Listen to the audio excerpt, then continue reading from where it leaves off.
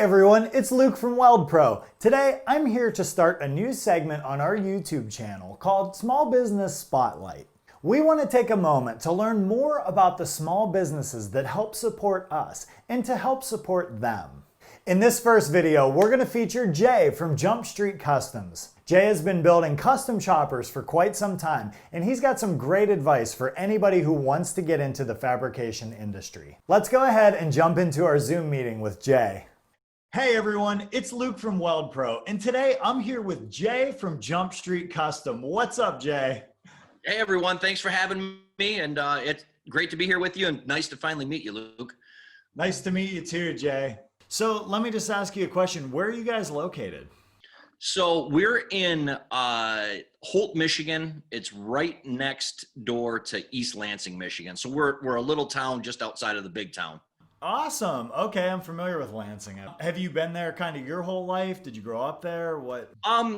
Not really. I've been here. Well, we've lived in Holt for about 6 years. Prior to that, I lived in East Lansing for about 6 years. And then prior to that, I lived in my hometown of Owasso, which is just about 45 minutes from here.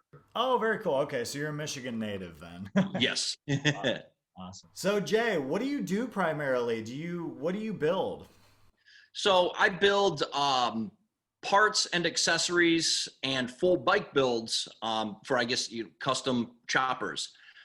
Specialize in kind of like the 60s, 70s era of chopper. So skinny and longer. And then, just kind of everything that goes with them: handlebars, exhaust, foot controls. And so have you ever, or do you build bikes from the ground up? Do you fab your own tanks? Do you kind of do your own frames? Do you do everything? Yeah, pretty much do everything. I'm kind of to the point now where I buy a motor and then build around that. Very cool. I don't do a ton of like full frame or full tank or fender construction. I mean, I've got a couple tanks and fenders that I really like to use, so I stick with them and modify those to kind of fit what I need. But other than that, yeah, no, I'll build a full frame, handlebars, exhaust, foot controls, front ends, really anything else that goes along with it. Why the shop? Why the chopper shop? How'd you get started in all of it? Well, it's, kind of super silly. A couple buddies and I, years ago when we were, just kind of our early 20s, thought it would be fun to get like some old Honda Sprees and cruise around to the bars on them. And I had never been into motorcycles or anything. So that was my first experience with being on two wheels. Okay. And so we got them, and we spray painted them all up. We had some fun with them, and I was like, this is cool, but I kind of want to go faster than 20 miles an hour. Sure. So I sold that. I got into my first motorcycle, and then my second, my third, and it just kind of grew from there. I fell in love with choppers, just kind of going, seeing what you can do with motorcycles, and it just kind of exploded from there. I started making my own parts because any parts that I ordered seemed to not really be high quality parts, and it was getting kind of frustrating spending my hard-earned money on other parts that were either made in overseas or just not up to what you would consider safe to put on a motorcycle. Absolutely. So I started making my own parts, and then people started noticing that and wanted to order parts from me, and it just exploded from there. That's really cool. Very interesting. So do you do mostly local business there, online? What primarily do you do? Yeah, I do. It's mostly online. It's probably 90% online. I do very little local business. Just the culture just isn't here for this kind of motorcycle. Sure. It's, kind of me and a select few in this area. There's pockets around Michigan where it's a little more popular, but yeah, for whatever reason, it's all online, and it's, for the most part, it's all online. And it's, really, I make stuff for guys all over the country and all over the world too. So wow. It's definitely grown from, my little garage to being, parts sent all over the world. I've got a couple bikes in here from Kentucky. I get guys that bring bikes in from Canada. I've done bikes for guys in California. So I do a little bit of everything for a little bit of everyone. That's really cool. Very interesting story. So you custom make your own parts. Do you do a little machining as well, or typically just sheet metal fabrication? What do you do mostly? Yeah. Yep. So I do, full machining, lathe and mill. I do full frame construction, mandrel bending, of course, TIG welding. I've got a CNC plasma cutter in-house here that, I do a ton of work on. So yeah, I do powder coating in-house, basically everything but paint work I try to do right here. That's awesome. Very cool. Wow, you do it all then.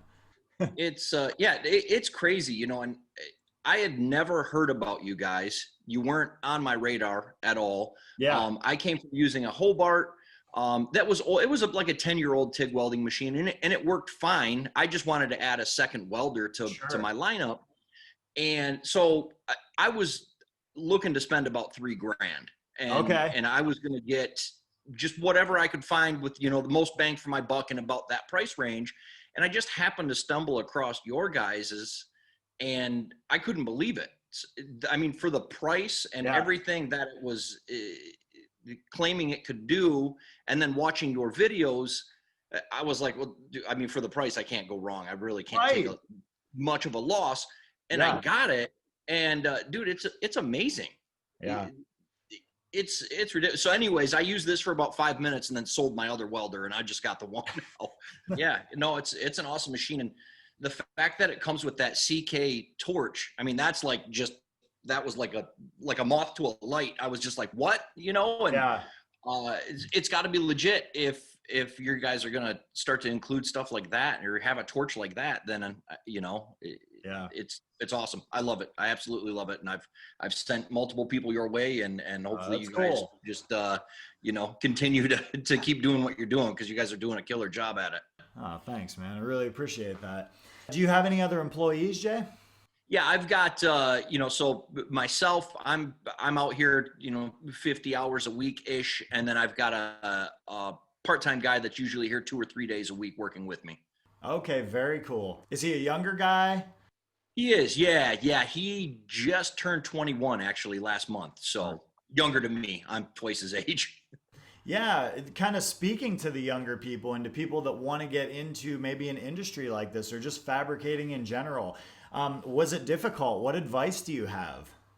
Yeah, I would, I guess for the younger crowd, I got into this kind of late. I probably really didn't get into this until I was almost 30. And looking back on it now, it's like, man, if I would have got into this when I was 20, I would be light years ahead of where I am now. So I guess, to the younger crowd, if you've got that little itch, or you think, hey, I might like to get into welding, or I might like to get into fabrication, then I would say just jump into it and give it a shot. Look into trade schools, look into apprenticeship programs, kind of wherever you can get into to kind of get where you think you might want to be. Killer, man. I mean, the fact that you guys are, you reached out to me and you wanted to do this video is huge. I don't have an advertising budget. I don't spend money on advertising. All of my money either goes into taking care of my family or tools, supplies, materials, things like that. So absolutely. So this is awesome, and the fact that you guys are willing to reach out to little guys like me is killer. It's awesome, man. Like I said, you guys are doing an incredible job, and this machine, the TIG 200 is so awesome, dude. I mean, it's just such an awesome machine. Like I said, anytime I use it, and I use it, probably 6 hours a day. You do? Oh my goodness. Yeah, I am constantly behind that thing, and it's flawless. I mean, it strikes an arc every time I hit the pedal. Compared to my old machine, my welds look nicer with it. Really? Tungsten lasts longer with it. I use less gas with it.